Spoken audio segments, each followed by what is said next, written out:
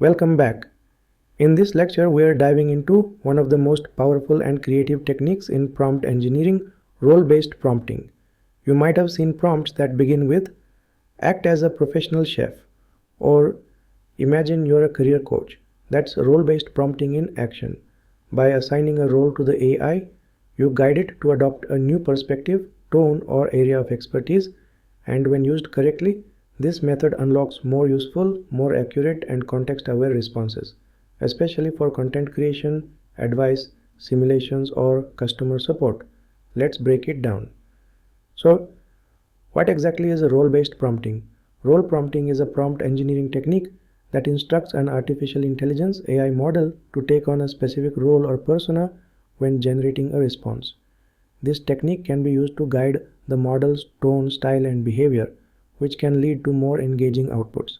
In simple words, you tell ChatGPT who it should be before you ask it what it should do. This helps the AI shape its response through the lens of a specific identity, skill set, or goal. Let me give you a few examples. Act as a personal finance expert. Explain budgeting to someone with no background in finance. You are a stand-up comedian.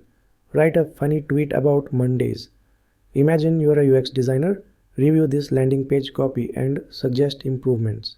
See how the prompt sets up a character and then gives it a task? That's role-based prompting. So, why does this work so well? Because AI, like ChatGPT, is a language prediction model. It learns patterns from data, including how people in different roles speak, reason, and solve problems. By defining a role, you help the model narrow in on the style, vocabulary, and mindset that match that character. This creates more focused answers, professional tone when needed, creativity when appropriate, and better alignment with your intended audience. It's like switching lenses. You're still talking to ChatGPT, but now it's thinking like a chef, an engineer, a therapist, or even a motivational speaker. Let's look at where this shows up in the real world. In content creation, act as a travel blogger, write a 3-day itinerary for Paris. In business strategy, you are a growth consultant.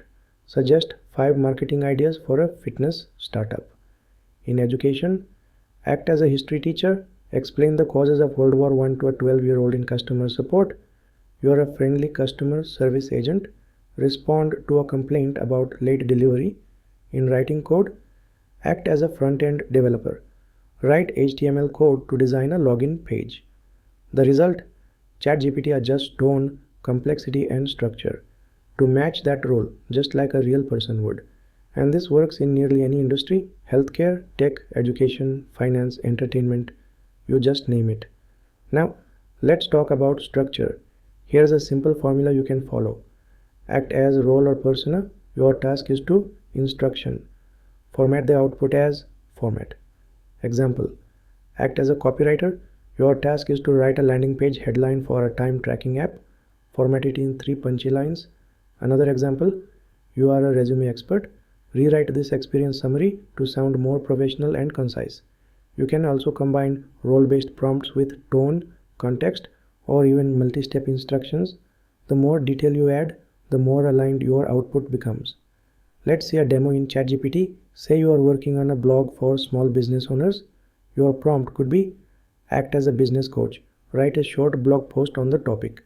How to delegate tasks effectively as a small business owner. Use a supportive tone. Format the content with subheadings and bullet points. Now let's copy and paste this prompt into ChatGPT. Let's hit enter, wait for the output, and you will notice the response will sound like it's coming from an experienced coach, offering not just information, but insight and encouragement. This is the power of the role-based prompting. So to wrap up, role-based prompting is a game changer. It lets you shape tone, depth, and relevance by simply asking ChatGPT to act as someone specific.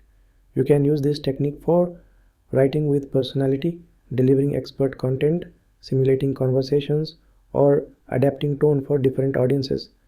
Try it in your next project. Pick a role, define the task, and give it a spin. Thanks for watching, and I will see you in the next one.